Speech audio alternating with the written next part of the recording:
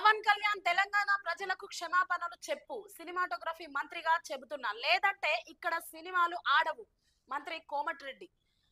చూడండి, పవన్ కళ్యాణ్ తెలంగాణ ప్రజలకు క్షమాపణలు చెప్పు. ఎందుకంటే దాదాపు 2-3 రోజుల నుండి చూస్తున్నాం. ఇది గత వారం నుండి హల్చల్ అవుతుంది.